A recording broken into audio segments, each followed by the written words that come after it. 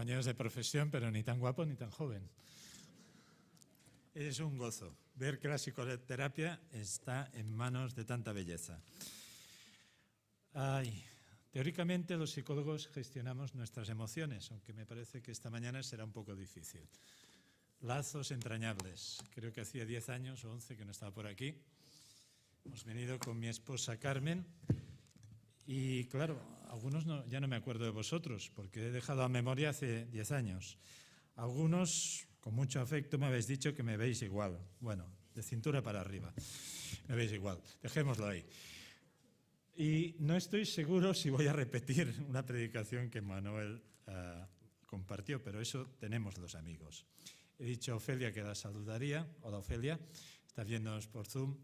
Y privilegio de estar con hermanos muy queridos y con amigos muy entrañables esta mañana. Manuel, Pedro Zamora, mi esposa y yo nos consideramos muy privilegiados. Saludos de vuestra iglesia hermana, Calle Verdi, en Barcelona, que os amamos. Ayer estuvimos en Salamanca, disfrutando de un tiempo también con los hermanos de Castilla. Y el texto que pensaba compartir esta mañana con vosotros, con profunda humildad, es este de 2 Corintios capítulo 2, versículos 14 y 15, que ha leído la hermana. Y quisiera añadir otro pequeño versículo. Proverbios 27, 9. El mensaje tiene por título esta mañana manifestando el olor de su conocimiento, la fragancia de Cristo.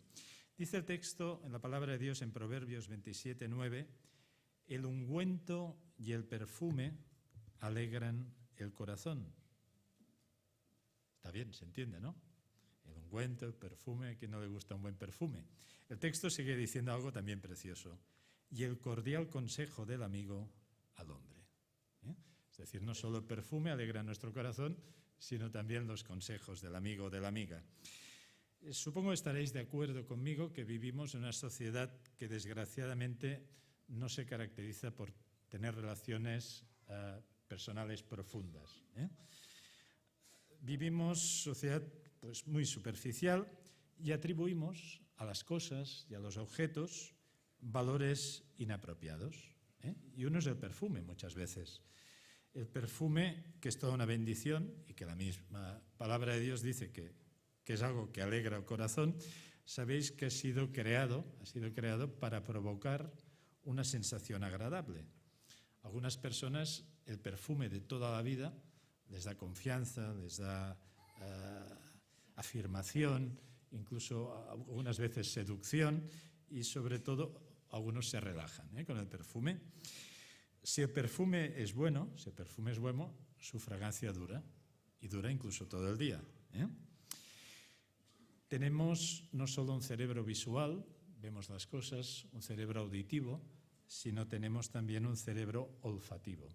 De tal forma que muchas veces recordamos un perfume, a lo mejor cuando éramos niños, o identificamos a una persona por el perfume que una vez pues, olimos, ¿no?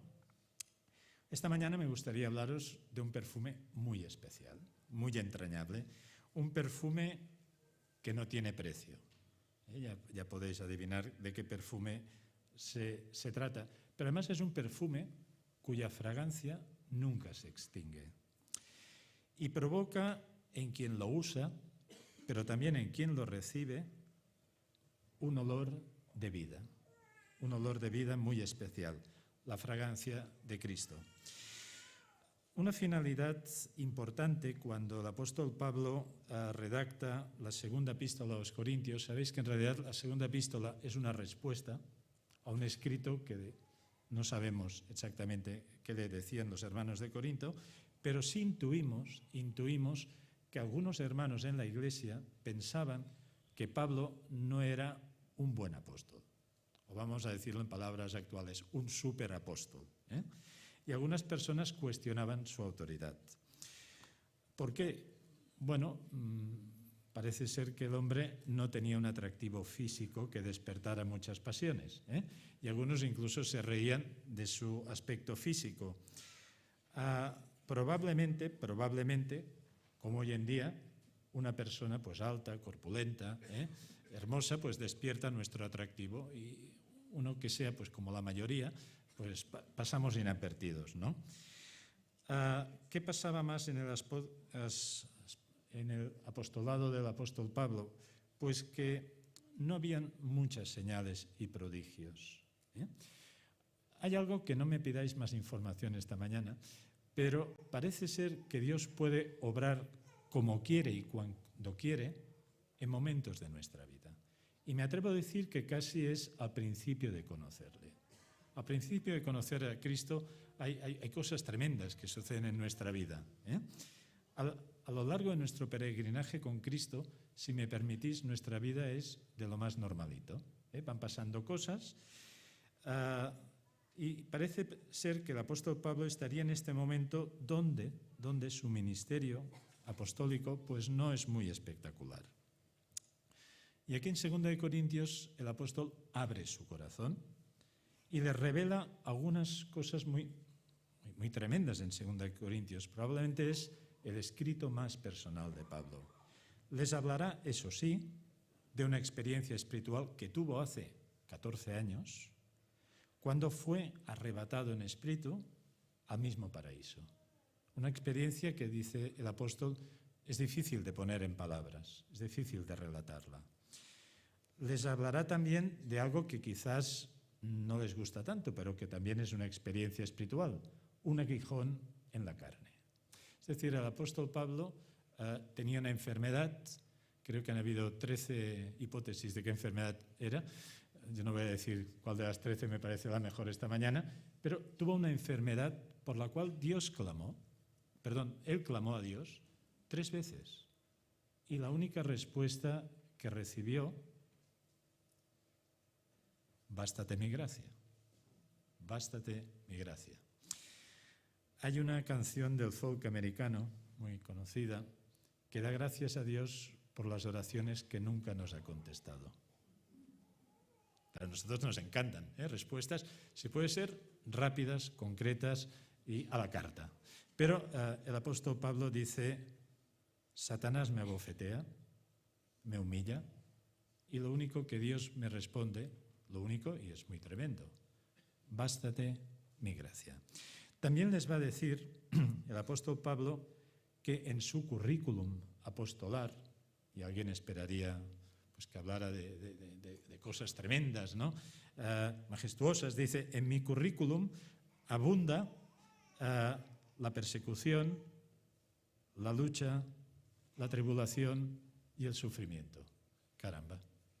También dirá que han abundado la consolación, el gozo y la fortaleza en Dios.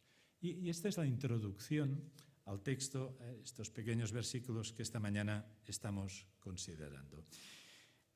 En primer lugar, dice el apóstol Pablo en el texto que hemos leído que Dios nos lleva, nos conduce siempre en triunfo en Cristo Jesús.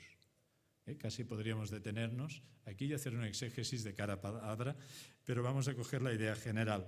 La tremenda paradoja de este pasaje es que, a pesar de todo lo que a Pablo le está sucediendo en su vida, él no solo se siente, sino que se sabe triunfante en Cristo. Y quizás el adverbio temporal siempre es algo que tendríamos que tener presentes. No importa dónde estés, no importa cómo estés, no importa cómo estaremos mañana, siempre hay triunfo en Cristo. Azotado 5 veces, dirá Pablo. No me lo puedo ni imaginar, no me puedo imaginar una. 5 veces. Allí habría artritis, artrosis, ligamentos rotos, etc. Apedreado. Sufrido 3 veces naufragio y en gran diversidad de peligros. Y si os fijáis en cómo empieza el versículo, es enfático el término Dios. Nosotros muchas veces miramos nuestra realidad a partir de nuestra mente humana y a veces incluso a partir de nuestras emociones humanas. Lo que hace el apóstol Pablo es enfocar nuestra realidad a partir de Dios. Dios enfático en el original griego, Dios es puesto en primer lugar porque lo que Pablo siempre tiene presente es que Dios es soberano de nuestras pequeñas vidas. Gracias a Él por eso. El hombre no es, como decían algunos filósofos griegos, el hombre no es la medida de todas las cosas. Dios es el que dirige nuestros pequeños pasos en este mundo. Por lo tanto, Pablo va a experimentar a lo largo de su vida, y lo irá desarrollando más adelante en 2 Corintios, que aunque hay un desgaste en el hombre exterior, este hombre interior que empezó a conocer a Cristo ha ido creciendo a lo largo de este peregrinaje. ¿Cuántos años, meses, hace que conoces a Cristo? Muchos, ¿verdad? Muchos. El hombre interior se ha ido renovando. Y se ha ido renovando, supongo que estaréis de acuerdo conmigo esta mañana, que hay momentos que parece que podamos tocar ya a Cristo. Estamos cerca. Pablo también les dirá más adelante que ha aprendido, y es todo un aprendizaje, no dejarse deslumbrar por las cosas que se ven. Sigue siendo difícil, ¿eh? Hace unos meses, justo cuando estábamos con nuestros amigos aquí presentes, Pedro y Puri, estábamos en una población muy bonita de Cataluña que se llama Sitges. Y estamos andando por un barrio que todo eran chalets, pero chalets de alta gama. Y yo le decía a mi esposa Carmen, realmente es difícil creer lo que dice la Escritura, que la gente que vive ahí no siempre es feliz, ¿eh?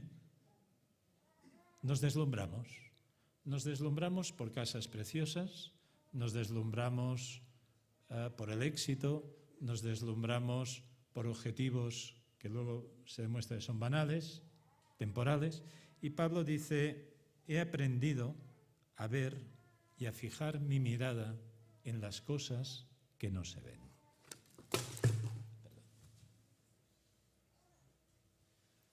Como son chinas, son muy buenas, no se han roto. En definitiva, lo que el apóstol Pablo llega a decir es que a pesar de las tribulaciones, a pesar de los momentos difíciles, puedo vivir en victoria espiritual. Nosotros solemos asociar el triunfo a tener éxito, ser admirados, imponernos a los demás, y si somos creyentes incluso asociamos el triunfo a una vida cristiana de éxito. Cuando no tenemos el éxito deseado, muchas veces vivimos en amargura, en frustración o incluso en envidia de mirar cómo Dios bendice a los que tenemos al lado. Pero el triunfo del cual Pablo nos está hablando aquí es en Cristo. En Cristo. ¿Qué es lo más precioso que podemos decir de nuestra vida? Que Cristo es una realidad, que estamos en Él, que nos hemos acogido a Él. Os voy a corregir, que Él nos ha acogido a nosotros. Cuando nos hundíamos en el mar en el cual estábamos, el gran mérito no fue que levantáramos nuestra mano y nos cogiéramos a Cristo, sino que Él nos cogió a nosotros. Esta es la seguridad en la cual andamos cada día, no en que nosotros nos cogemos, ¿verdad?, sino en que Él nos sigue cogiendo. Por lo tanto, nuestra vida, que es más allá de nuestra vida biológica, nuestra vida está escondida en Cristo. Nuestra vida, Pablo desarrollará esta idea en Colosenses 3:3, nuestra vida está escondida en este Jesús que aparentemente no tuvo éxito, que incluso sus amigos se avergonzaron de él, que fue abandonado, menospreciado, ya lo sabemos, tratado como un delincuente, pero en este Cristo que se ha de manifestar es que nuestra vida hoy está escondida. La mayoría de los comentaristas, cuando hablan de este pasaje que estamos considerando, exponen que Pablo tenía en mente tenía en mente algo que sucedía en Roma, y eran desfiles militares. Yo sé que aquí en Madrid hacéis desfiles militares también, pero no tienen nada que ver, lo siento, no quiero herir vuestra sensibilidad, no tienen nada que ver con los que se hacían en Roma. Porque cuando un general volvía victorioso a Roma, montaba un espectáculo que todos deseaban ver. Y este espectáculo nadie casi lo podía imaginar, porque era una estimulación de toda la sensualidad humana. Habían grandes banderas llenas de colores, estandartes, con lo cual la vista era estimulada, armas, carrozas, habían trompetas, había sonido, había música y había algo que estimulaba también el olfato. Había incienso. Los sacerdotes romanos iban quemando incienso de tal forma que las callejuelas de Roma se llenaban de una nube de perfume. No todos estaban contentos. Aparte de los guerreros victoriosos, detrás de los guerreros iban los pobres cautivos. Aquellos bárbaros, o cuando digo bárbaros digo no romanos, sí que algunos debían ser a lo mejor compatriotas nuestros, íberos, allí habían atados, maniatados, desarmados, desprovistos de sus joyas, y lo que les esperaba a estos cautivos era o la muerte o ser siempre esclavos. Una nube de perfume era lo que inundaba el sentido de todos, y probablemente Pablo se refiere a este incienso o a este perfume. Cuando ve a Cristo victorioso, su séquito, todos aquellos que le seguimos, y detrás, derrotados, todos aquellos que querían nuestra perdición eterna. Parece ser que esta es la historia en Colosenses 2:15, cuando dice que Cristo despojó a los principados y a las potestades y los exhibió públicamente, triunfando sobre ellos en la cruz. Hoy tú y yo no lo vemos. Tú y yo somos muchas veces, si me permitís la expresión, juguetitos del diablo. Juguetes del diablo. Él nos maneja, tenemos muchas veces una lucha espiritual tremenda en este mundo, pero Cristo los ha derrotado. Cristo ha derrotado aquello que nos hacía más pánico, la muerte. Y nos ha hecho nacer, dirá el apóstol Pedro, para una esperanza viva. Renacer para una esperanza viva, que vivimos. Y en este sentido podemos ver esta mañana a Cristo triunfante y nosotros siguiendo en este séquito. Permitirme apurar un poco más la metáfora, o quizás la paradoja. No solo viajamos en el séquito triunfal de Cristo, somos también sus esclavos. No solo somos sus guerreros esta mañana, somos sus cautivos. ¿Qué nos ha cautivado? No una derrota, su amor incomparable. No pudimos resistir su amor. Y somos esclavos de Cristo esta mañana. Así que Él nos arrastra por este mundo y exhalamos, propagamos su esencia. En segundo lugar, esta mañana, dice el apóstol Pablo, por medio de nosotros, de ti y de mí, querido hermano y hermana, por medio de ti y de mí, da a conocer Dios su mensaje, esparciéndolo por todas partes como una exquisita fragancia. ¡Qué envidia esta mañana! ¿Quién no se iría a Camboya? Yo al menos me apuntaba. ¿Dónde te ha puesto Cristo? Tus vecinos, tu empresa, la señora que cuidas, la empresa que diriges, tus médicos que te están tratando. Ahí donde el Señor nos ha puesto, de alguna forma, olemos a Cristo. El gran comentarista Spurgeon, el comentarista y predicador, decía, sea cual sea mi porción, mi condición o ocupación, tengo un testimonio que dar para todas aquellas personas que nunca han leído la palabra, que la puedan leer en mí. No importa dónde estés, No importa dónde el Señor te haya puesto. No importa en qué momento de la vida te encuentres. Dice Spurgeon que todos aquellos que quizás no han leído la palabra impresa, la puedan leer en ti y en mí. La metáfora del desfile triunfal nos habla de ese papel del incienso quemado por los sacerdotes, que llena la atmósfera, que penetra en el olfato de todas las personas, y nos habla de qué tipo de fragancia desprenden nuestras vidas. Cuando las personas se acercan a ti y a mí, conviven con nosotros, trabajan a nuestro lado, ¿qué percepción les llega de nuestra vida? Yo no sé si estoy en un momento muy existencialista, pero acostumbro a pensar, a veces cuando trabajo con mis pacientes, que no tengo mucho tiempo, que el tiempo se me acaba. Y muchas veces cuando trabajas con personas, sabes que tu tiempo es muy limitado. Y a veces una expresión, o a veces saber callar, es muy importante. De tal forma que el tiempo que pasamos con la persona sea muy valioso. A lo mejor no estáis de acuerdo conmigo, pero no pueden haber creyentes antipáticos. Vale, estáis de acuerdo, muy bien. Cuando alguien viene y nos dice a los psicólogos, ¿cómo puedo mejorar mis habilidades sociales? Yo soy muy simple, ¿eh? Les digo, aprende a sonreír. Aprende a sonreír. Bueno, les digo más cosas, ¿eh? Pero una es aprende a sonreír, porque una sonrisa genuina y amable abre las puertas a una gran comunicación. Luego, evidentemente, interésate por los demás y no solo por tus historias, ¿eh? Pero hay más cosas a hablar, ¿eh? Pero, ¿qué percepción les llega de nuestra vida?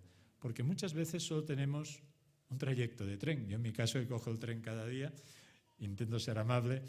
A lo mejor solo tengo un ratito para compartirle, decirle algo a esa persona de Dios.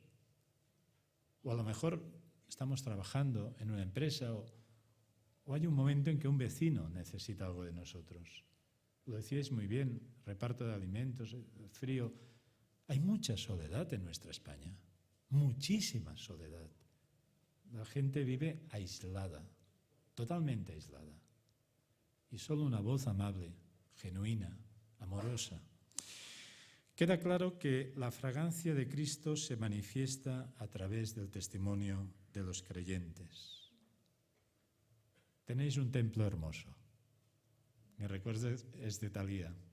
Tenéis un templo precioso. Pero el testimonio sois vosotros. Y dar gracias por lo que tenéis. No siempre va a ser una fragancia que deriva de las bendiciones. ¿Verdad que a veces nos cuesta poco explicar Dios me ha bendecido? ¿Y cómo me ha bendecido? Pues mira, Dios me ha sanado, o Dios me ha dado un trabajo, o Dios me ha dado una persona preciosa en mi vida, o me ha dado un montón de amigos. Bueno, no es lo que está diciendo la palabra de Dios. La palabra de Dios dice que seamos triunfantes a pesar de cuáles sean nuestras circunstancias. Tengo que pasar por un tratamiento médico, pero estoy triunfante en Cristo. He perdido a alguien que amaba mucho, pero estoy triunfante en Cristo. Incluso de la flor trinchada sale la mejor aroma, ¿verdad? En todo lugar, en toda circunstancia, cualquiera que sea, allí donde los creyentes viven, trabajan o incluso sufren a causa del Evangelio, hay una fragancia que es imparable. Uno de los textos que aprendí, jóvenes, no sé por dónde estáis, son a todos muy jóvenes, pero seguro que jóvenes más jóvenes. Uno de los textos que yo aprendí cuando yo creo que tenía 15 o 16 años, cuando memorizaba textos, ahora me cuesta más, era el Salmo 16. Es hermosa la heredad que me ha tocado. Y lo sigo repitiendo cada vez que pasa algo extraño o difícil en mi vida. es hermosa la heredad que me ha tocado. Tercer lugar, esta mañana, tercer y último lugar, lo que nos dice la palabra de Dios es tremendo. Dice que una fragancia que se esparce tanto para los que se salvan como para los que se pierden. Nos gustaría mucho siempre hablar de la bondad de Dios, de la misericordia de Dios, de su perdón, pero la realidad es que hay una perdición. No nos toca a nosotros decir quién se va a perder, pero hay una perdición, hay un juicio. Vivimos en un mundo muy depravado, muy cruel. No voy a deciros lo que ya sabéis y lo que vemos cada día en televisión. Hay una justicia. Hay personas que tendrán que pagar. De hecho, tendríamos todos que pagar si no fuera por la gracia de Dios. Y lo que el apóstol Pablo está diciendo aquí es que esta fragancia tiene un doble significado. Y volvemos a la imagen de Roma. El incienso que los sacerdotes quemaban para los romanos era un olor de victoria, pero para los cautivos tenía el significado de muerte y derrota. Y cada vez que el Evangelio se predica, no solo se predica la compasión y el amor de Dios, es que predicamos el juicio de Dios. Seguramente mi amigo teólogo Pedro me va a corregir después, pero me suena que una vez al gran teólogo protestante Karl Barth le preguntaron si creía en el infierno y él dijo que sí. Dice, pues debe ser muy pequeño porque nunca habla de él. Bueno, yo tristemente me identifico un poco con Karl Barth, si me permitís. Me gusta mucho más hablar del amor de Dios, de la compasión de Dios, que del castigo y del juicio. Pero la realidad es que el perfume tiene estas dos vertientes, dice el apóstol Pablo. ¿Existe el olor a muerte? Bueno, es que habéis leído Hemingway, por quién doblan las campanas, sabéis que había una guerrillera que olía a los soldados republicanos y adivinaba quién iba a morir y quién no. Pero creo que el tema es casi más cotidiano. Existe un olor fresco. A veces tenemos productos en la nevera o vamos al mercado y decimos, el pescado huele bien o la verdura huele bien. A mí personalmente me gusta oler la verdura o la fruta, ¿no? Pero cuando algo se estropea, el olor, ¿cómo es? Nauseabundo. Hace olor a podrido, es la fragancia de muerte. Mejor lo tiramos, ¿no? Hay fragancias que los humanos no siempre podemos distinguir. Y los animales las pueden distinguir. No solo los perros, sino los insectos. Se hizo famoso un perro en Barcelona, en el Hospital Clínic. Era un perro que olía los tumores que existían en los pulmones. ¿Por qué? Porque había unas determinadas enzimas que los hombres no olemos, pero aquel perro detectaba si había un tumor cancerígeno o determinados tumores cancerígenos en los pulmones de algunos pacientes. Tristemente hemos visto lo que está pasando en el País Valencià, cómo se utilizan perros para detectar olores que los seres humanos no detectamos. Se sabe también cuando una persona está a punto de fallecer, porque hay descomposición de algunos órganos que pasan al intestino y a través del intestino salen por el aliento. Es decir, hay olor a muerte. Y esto que físicamente todos estaríamos de acuerdo, si una cosa está caducada o una persona está a punto de fallecer, existen términos espirituales.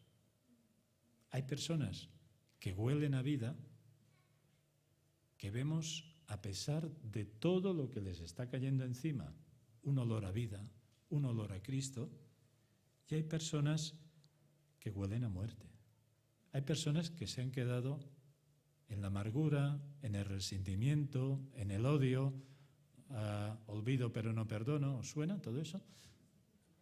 Es olor a muerte. no es olor a Cristo.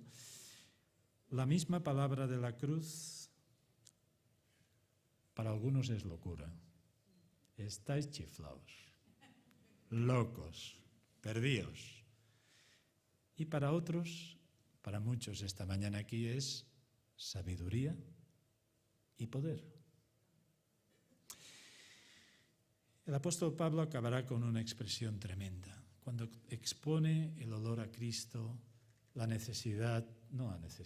oportunidad de que siempre esta fragancia salga a través de nosotros, y cuando él es consciente que esta fragancia no solo es para salvación, sino es para juicio y para condenación, dirá: ¿y quién está capacitado para esto? ¿Quién lo entiende? Yo me acuerdo con mi amigo Pedro aquí presente, que él siempre me decía misterio. Y yo era tan joven y más inmaduro que él, que decía, eso de misterio a mí no me gusta, ahora cada vez digo, misterio.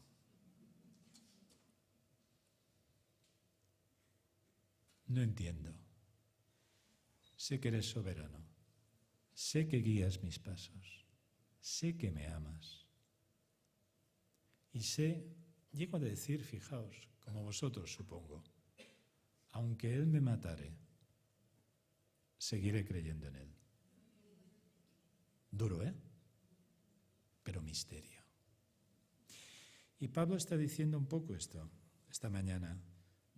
No solo quién puede comprender esto, porque es todo un misterio, sino quién puede provocar un resultado u otro.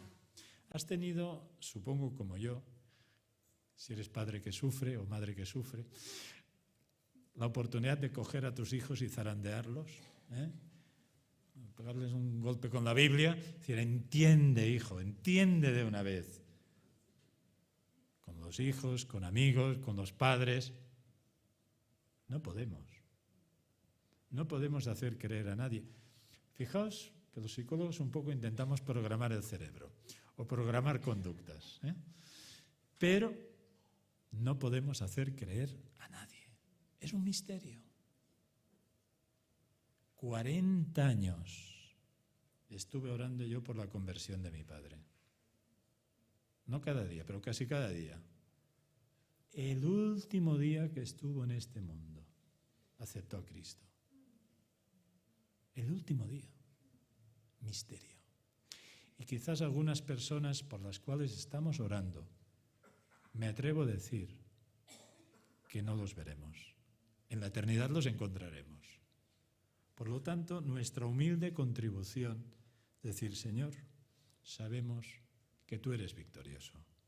Y vamos a seguir intentando llevar tu olor en cualquier lugar donde tú nos pongas. Y este olor es un olor práctico, se llama integridad. Integridad es tener una sola alma, no tener una alma dividida, no hacer una cosa en un sitio y otra en otro. Con mucha sencillez intentamos llevar vidas íntegras. Intentamos comunicar no solo con nuestras bocas, que para algunos a lo mejor es más fácil, sino con nuestras vidas. Intentamos comunicar ese glorioso mensaje de Cristo. También misterio. Señor, ¿por qué un día pensaste en mí? Gran misterio. El apóstol Pablo llega a decir un día, conoceremos cómo fuimos conocidos. Tremendo. No vayamos más allá. No vayamos más allá. Solo respondamos a tanto amor con un sentido de profunda humildad. Nada vemos en nosotros. Tú lo viste, tú lo sabes. Y concluimos con una pequeña lectura de perfumes en el Evangelio de Marcos, capítulo 14, versículo 3.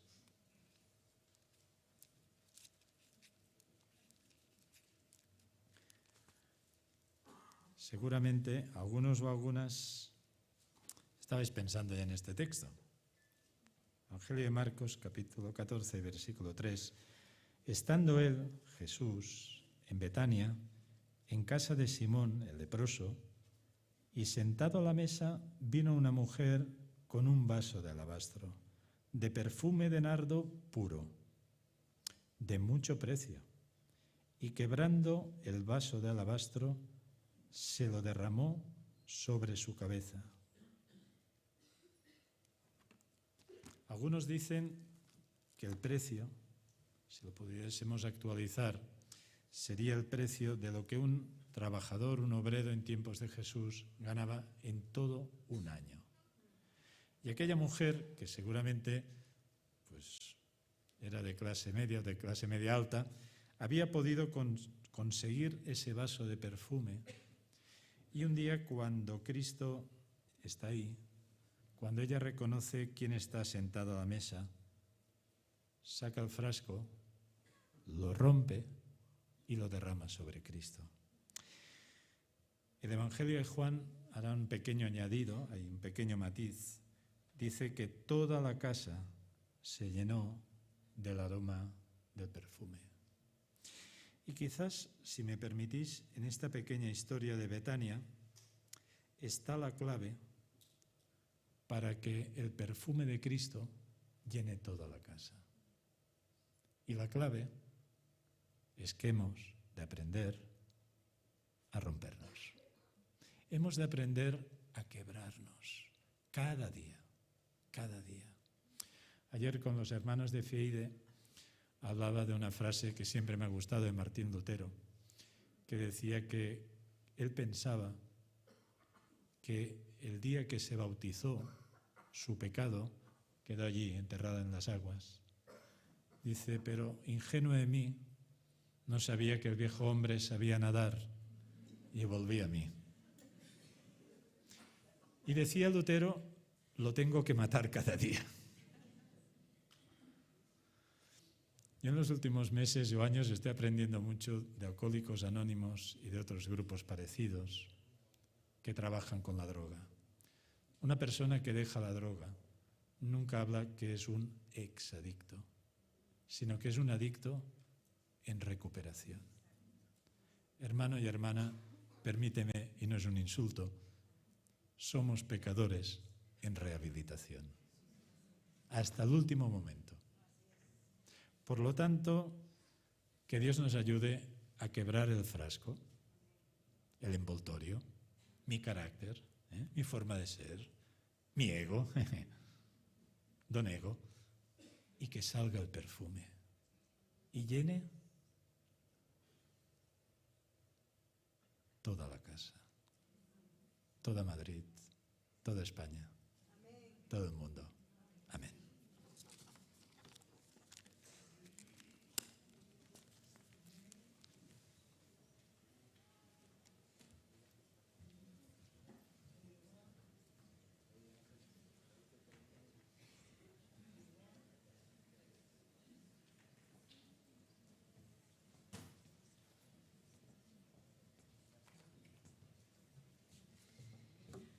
Pues gracias, Josep, por tus palabras. Ahora, para concluir, me gustaría terminar con una pequeña oración. Pues sí, Señor, gracias de nuevo por haber traído a Josep aquí, por las palabras que tú nos has dirigido y por recordarnos que somos tu fragancia, Señor. Como comentaba Josep, tú haz que cada uno de nosotros pues nos quebrantemos y que tú utilices nuestro sufrimiento y nuestras tribulaciones para esparcir tu fragancia y que a pesar de todo esto somos triunfantes en ti, Señor, y que tú nos puedas utilizar también y como hablábamos, que por medio de nosotros pues que tú puedas dar tu mensaje y que seamos testimonio vivo y un reflejo de tu amor y de tu vida para otros, Señor. Te pido que cuides esta semana a cada uno de los aquí presentes y que te podamos llevar en cada paso de nuestras vidas, Señor. Te pido todo esto en tu nombre. Amén.